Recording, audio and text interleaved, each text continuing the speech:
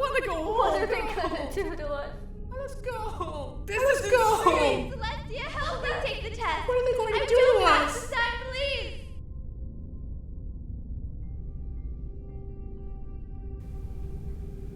I didn't know what to think. I had watched the same horrific scene as every pony else, and I was in shock. I stood slack-jawed and stunned as the screams finally ceased. I was relieved when she stopped screaming. I was relieved it was not me that had been put through that torture. She had had her legs, wings, and arms broken. There was blood everywhere. I could scarcely keep my eyes open.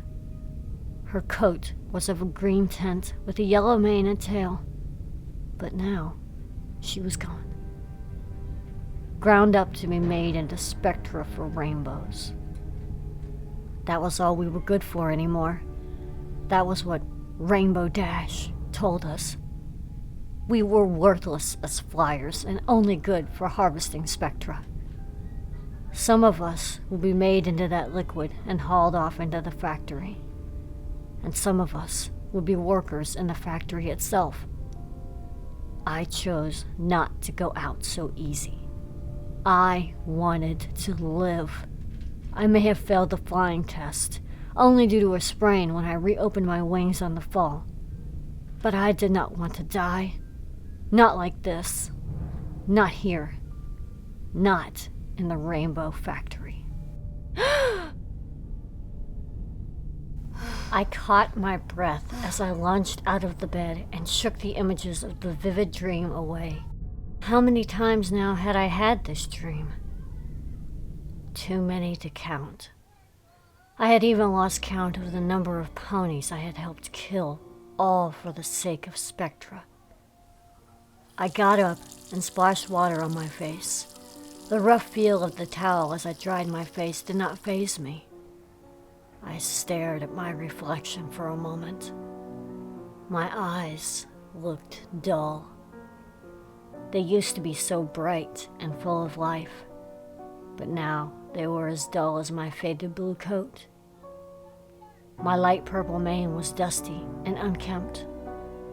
I ran my hoof through a tangle and just brushed it off to one side of my face. I did not even care much about it anymore. I zipped up the collar on my jacket and headed out the door and onto the factory floor. My hooves clanged on the metal floor. I could hear the heavy machines and taste the metallic tinge of blood in the air. The sounds echoed in the night as I walked down the hallway, my hooves making clanging sounds as I walked the catwalk and made my way to a meeting room. I stopped in front of the doors and then entered after a long breath. You're late!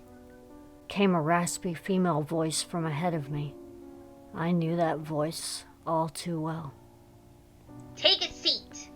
The cyan mare said as she narrowed her eyes at me.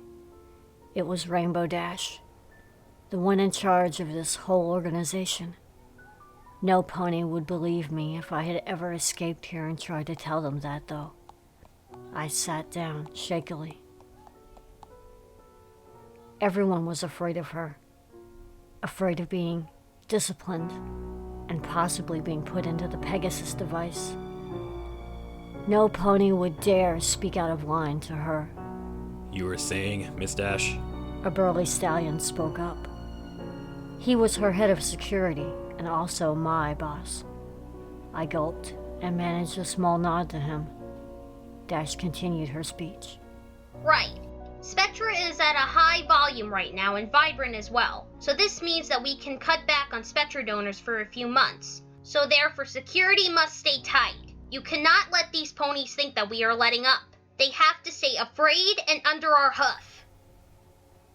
She trailed off as a monitor came down and a grainy video, one that we had all seen before, began to play. It was security footage of the day of the revolt. I recalled it vividly. It was the day I had earned the rank of orchestrator. I ended my first life that day. I had saved Dash's. A filly of orange with a purple mane and tail was yelling at her. I remember the words as if I had spoken them myself. I thought you loved me! She yelled, tears from her purple eyes and her face red from the exertion of the chase she had given. All the others that had rebelled were already subdued. She was the last. Rainbow Dash approached her. You failed me, you worthless whore! Dash had known this filly from the outside world, and now she was confronted with her. Scootaloo was her name, if I recall correctly. As the two talked, I noticed another filly that was trying to sneak up on Dash. I slammed my hooves down on hers with a sickening crunch from under them. I smashed her hoof.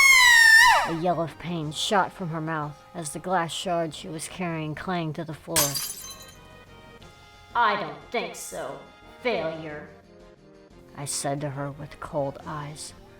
She tried to get up, but I bucked her in the side and heard another snap. I had broken a wing. She yelled once more. She was now crawling on her side backwards on the catwalk, right over a huge vat of red, viscous liquid. Steam rose from it as it hissed. Why are you doing this? You have a chance to leave, and yet you want to stay here? The filly tried to reason with me, but I was past all of that by now. I had been here for 5 years. 3 when all of this had happened. Please don't kill me. She stuttered, and I then noticed I was grinning. I wanted to kill her. I wanted to see her fall into that vat. I had saved Dash's life from her, and now I had to save myself. You don't care. You can't care, can you? She said again, trying to tug at my heartstrings. She then realized that she was trapped, and this was the end. Ah, Celestia, help me! She screamed as I loomed over her with that smug grin. Celestia? Ha! She does not care about you. She does not care for Pegasi that can't even pass a simple test. I was cut off by a quick response from the dangling filly. She dared yell back at me. We were at the edge now, and she hung from the rail with one foreleg and sprawling wings. What are you waiting for? Came that voice again. She was watching the whole thing. She had Scootaloo restrained by 2 other orchestrators and was watching me. Kill her already! I heard the order and placed the hoof over the one clinging to the rail. She screamed for mercy one last time before I simply shoved her into the vat of red viscous liquid. Her screams died as fast as she did when she hit that hot liquid. I shuddered a bit, but looked back up at Rainbow Dash, who gave a nod of approval. I snapped back to reality and saw where I was. Back in the meeting room, Rainbow Dash was talking about de-winging the new donors from now on, and also as disciplinary action, since the wings were a problem in the revolt. I felt my stomach drop. That was the most demoralizing act that you could do to a Pegasus. I was shocked when she gave the job to a stallion who was not much older than me, younger in fact, and he did not look too pleased with the promotion. Although he put on a brave face for her, he was screaming inside. I was. I think we all were. But I was relieved it was not me. I often found myself just finding ways to make it day to day. Waking every morning, eating, doing my assigned job for that day, and then back to my room where I stayed. I did not socialize with the other orchestrators. I did not want to. I preferred my solitude. So that was my routine. I could handle that. It did not require me to kill much. And I wanted it to stay like that.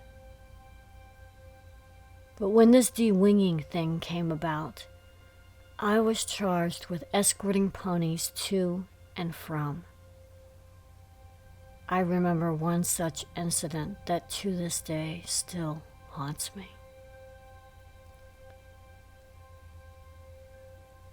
I was escorting a rebellious young colt to the de-winging room with another orchestrator. He was putting up a fight with the guards in the cafeteria and was sent there. So we, myself and another filly of pastel green with a light pink mane, Lily, I believe, were leading him to the room. He was pleading with us not to hurt him. Lily never said anything to him except shut up. I stayed silent. What are you going to do to me? All I did was get a little sassy with the other guard. It isn't my fault you can't take a joke. I said, shut up. Lily said to him and jolted him in the head. We stopped in front of the de-winging room. He read the words on the door. No! Please don't take my wings. I won't do it again, ever. Please, no. Oh, Celestia, no. With all this, he began to panic and tried to run. I leaped onto him and collapsed his front legs under him in a hold. The stallion then exited the room, aroused by all the noise. He saw me with the colt on the floor, and Lily holding her side in laughter.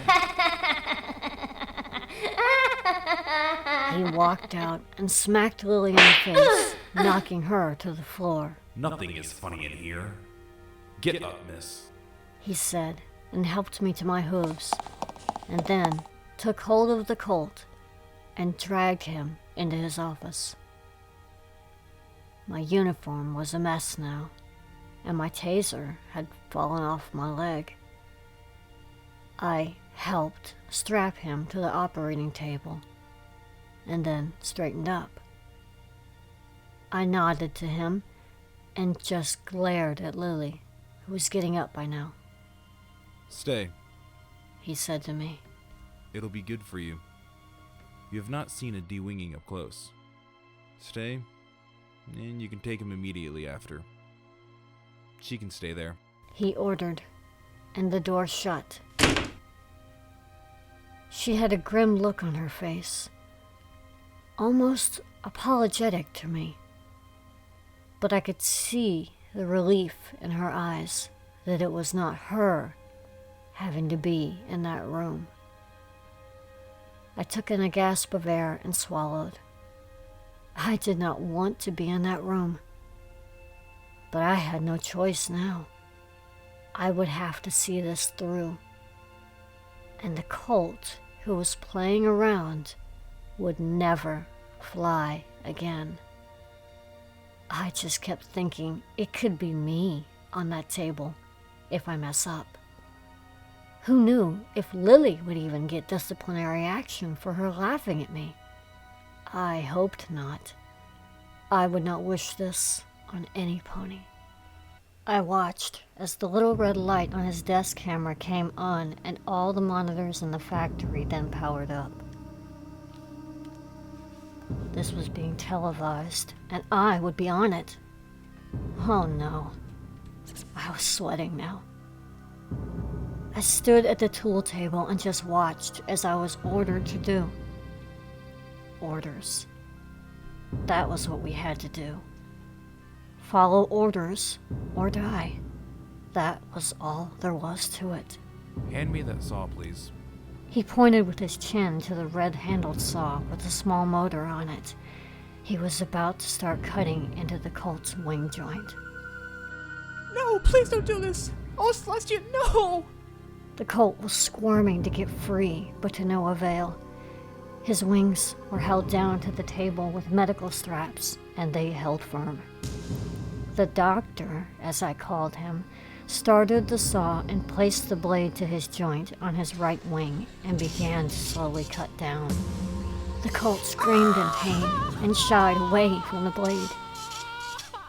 Blood splayed all over the body of the blue colt and onto the mask of the doctor. He did not flinch in his cutting. He was precise and finished cutting the wing off with a stomach-churning rip. Once done, he changed sides and paused to look at me.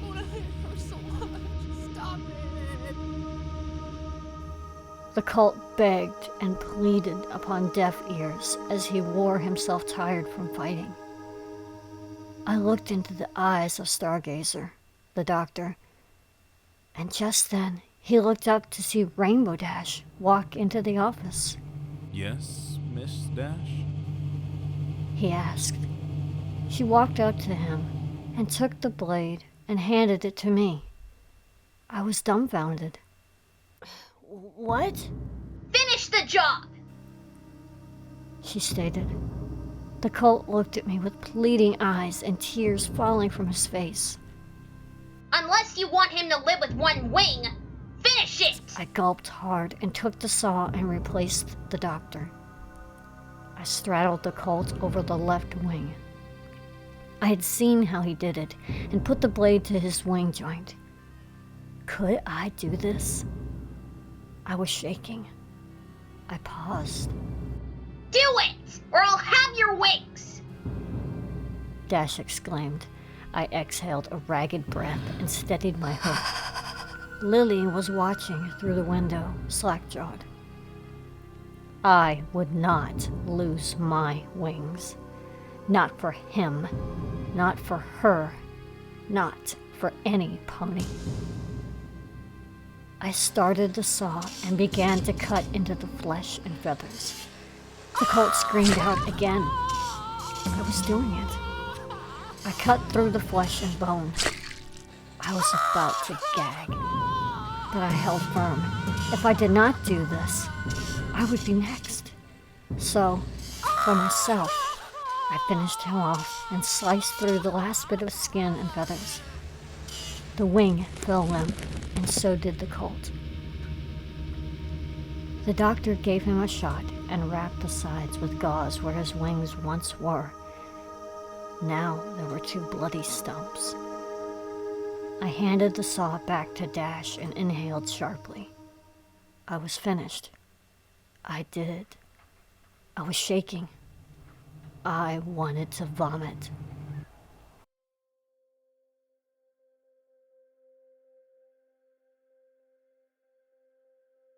That night, I could not wait to get into the shower, to clean his blood off of me. As I stood there with the hot water pouring on me, I felt my stomach churn, and I emptied what was in it. I watched as my knees gave and my mouth was inches from the tub floor. The water turned colors and thickness. My eyes shimmered as the water drained, mixed with my vomit and that colt's blood. I wrapped my wings around me, the only comfort I felt, aside from the hot, steamy water pummeling my feathers and muscles as they spasmed and shook from throwing up. At least it was over. For now.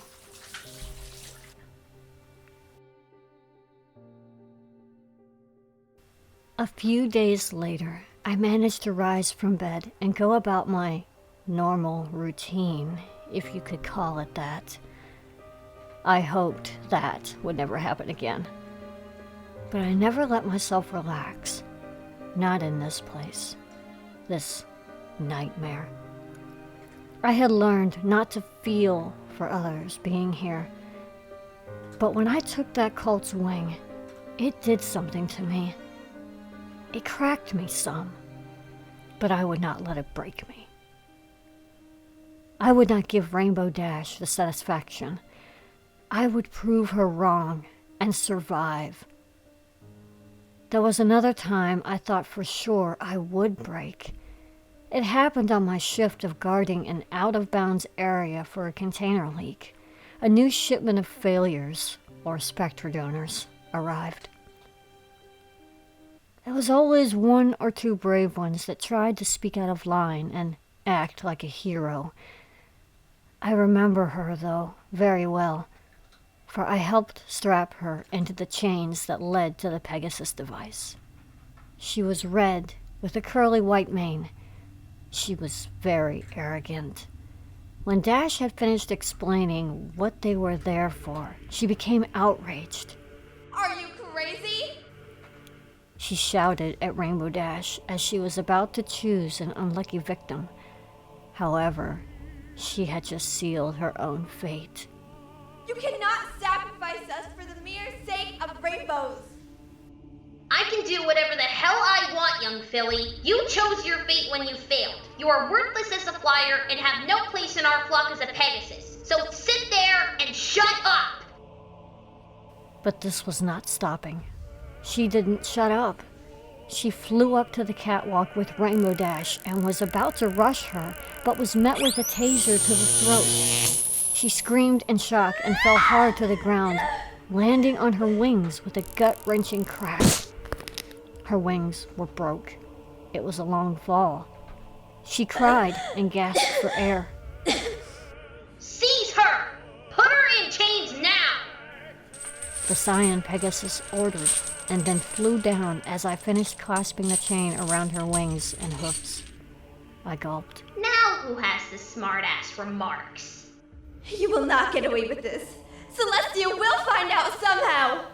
Sugar Spice, her name, was spilled from one of her friends in the crowd, screamed in Dash's face as she caressed it with a smooth blue hoof.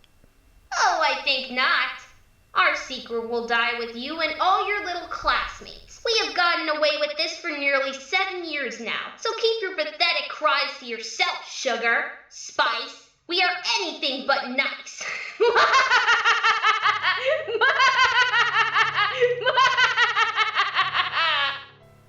She rhymed and slapped her across the face. A maniacal laugh escaped the overmare's lips. Help me, please. You, miss. Please let me go. I want to live. Sugar Spice cried, and I shivered. I could not release her. I'd be put in there. Please, oh, for Celestia's sake, let her go! Came another voice from the panic-stricken crowd. Silence, all of you! Said a guard who was across from me and reinforced the chains.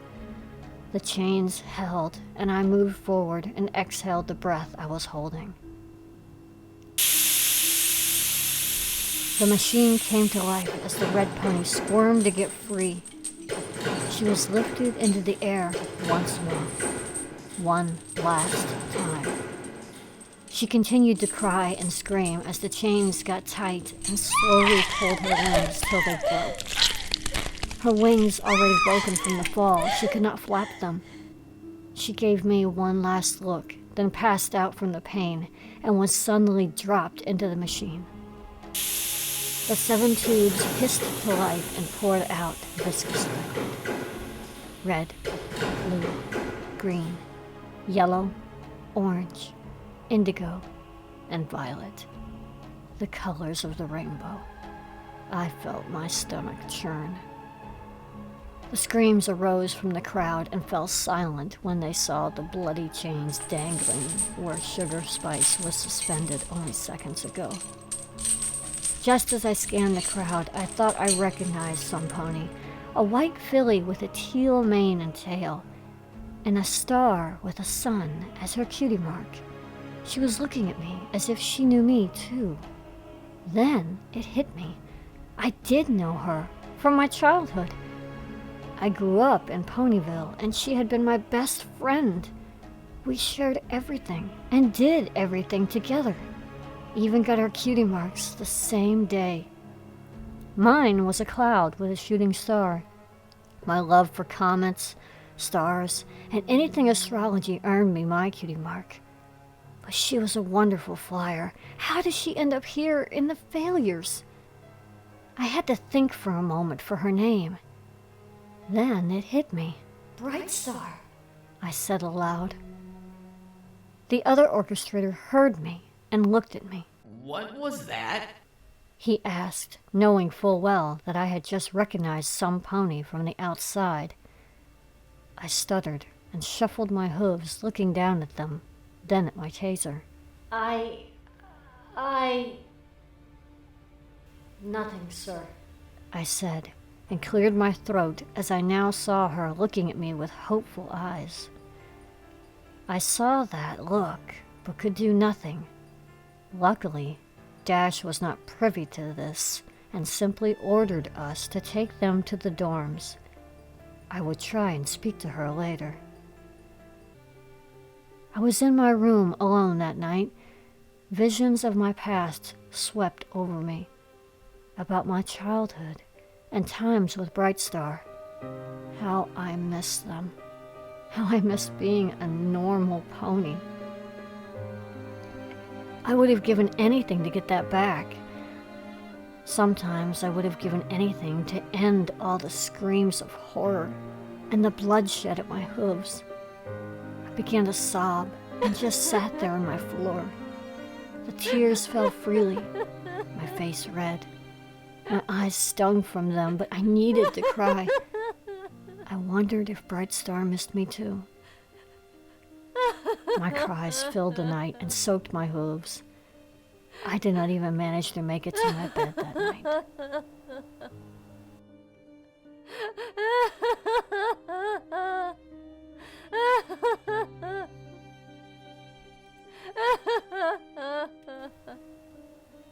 A month later, there was a sudden scuffle of ponies panicking over in the east wing by some tubes in the main violet vat.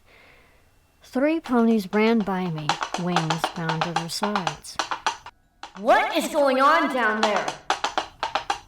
I asked loudly, grabbing a pony and skidding him to a stop. I noticed there was spilled violet all over the pony I stopped, and he was burned on his face from the hot liquid. I jerked back and gasped.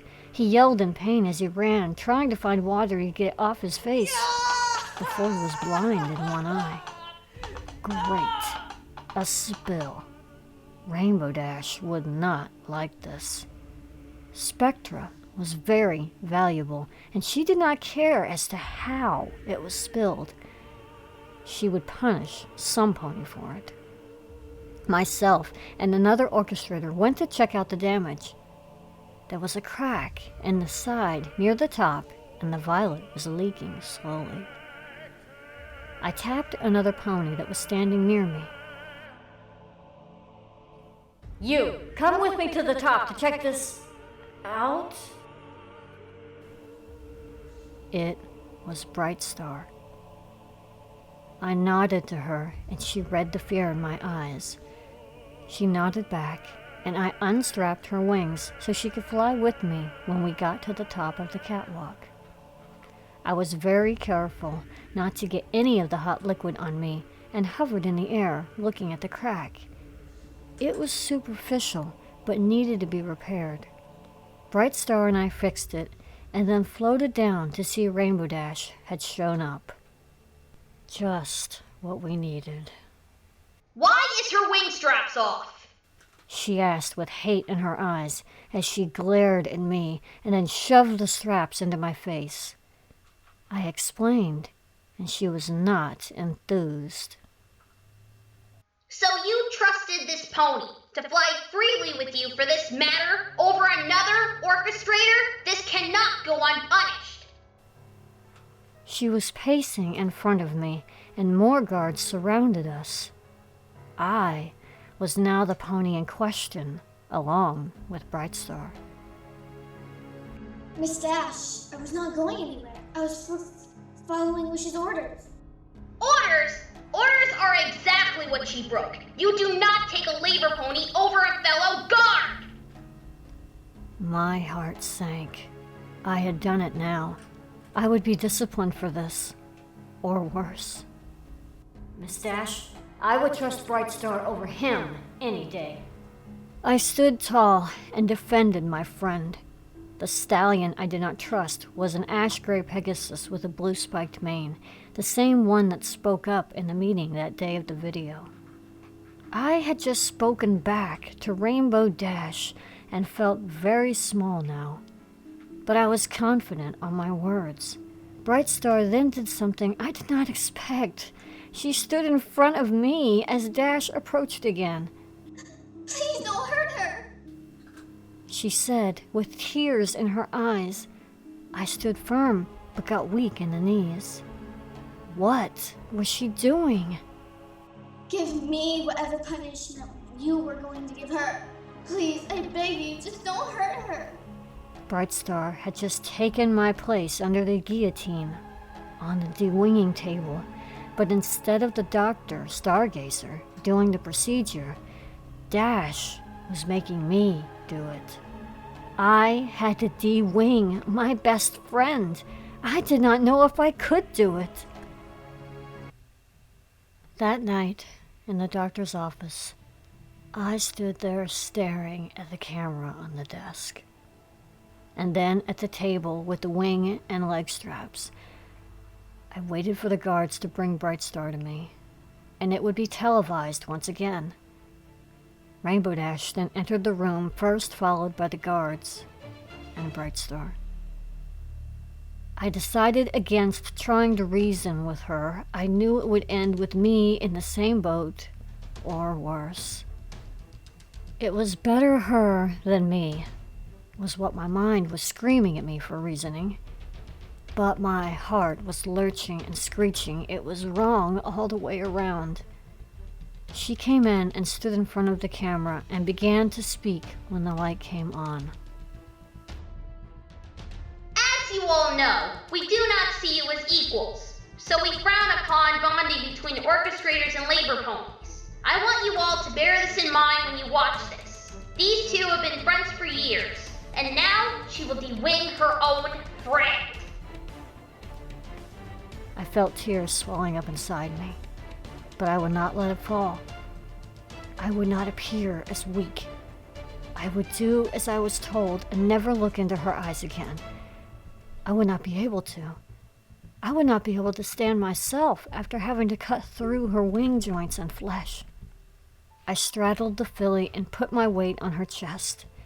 I put a cloth over her eyes so I would not have to look into them. The blade was pressed on her wing, and I started the saw. She began to writhe and scream in pain.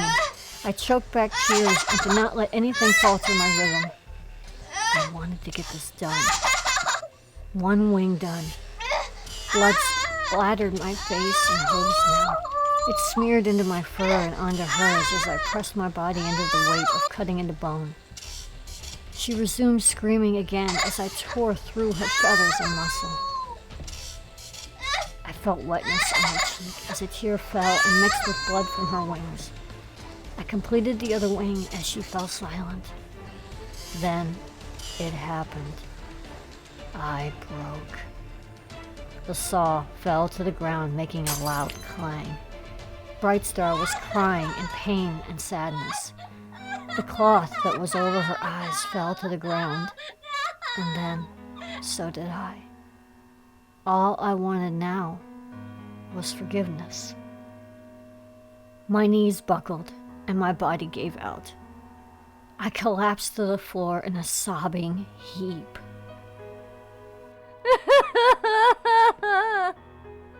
Please forgive me.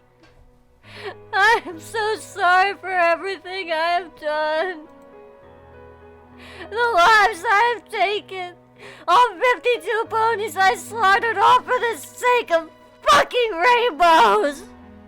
I hate you, Rainbow Dash. I hate myself.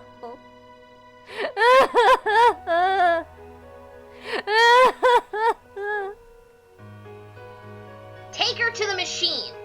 I have only one other use for her. I was collected and taken to the main chamber, where the Pegasus device lay in wait for its next victim. I was it. I did not fight anymore. I had none left in me. I managed a few words of protest, but then I cannot help myself. But I also wanted to die after all those years of torture. As I neared the chains and the humming machine, I felt one thing: relief. I wanted it all to be over. And so, they did what they were ordered and chose to do. I was strung up and placed on display for the others to see. My wings were chained, my front hooves bound, and my back ones in cuffs held tight. Rainbow Dash was on the main catwalk now, watching all this. I was so weak and tired. Fresh blood stained my face, and I did not care. I was ready to let it all go. It was all about to end now, and I had never been more ready to die. I had chose to. It was my choice in the end, and that was all that mattered. She had not gotten all of my free will. As I was taken into the air one last time, I looked into the window to the room where Bright Star was still strapped to the table being bandaged and made to watch what was happening to me. I gave an "I'm sorry" look and let a lone tear fall once more. I watched it roll from my cheek and off my face to the mess of gears and blades below me. I felt the chains get tight and my joints strain. I could tell it was about to get ugly. I screamed in pain as my limbs and wings were broken. And once it was over, the chains let loose, and I began my free fall into the gloomy depths below. The depths of hell. The depths of the Rainbow Factory.